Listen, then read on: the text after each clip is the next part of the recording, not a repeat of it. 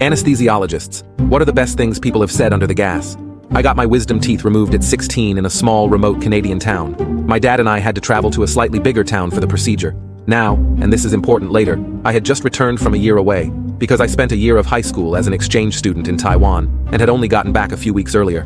The procedure happens, nothing major goes wrong, and I wake up in a hospital room in a fair bit of pain, but mostly fine.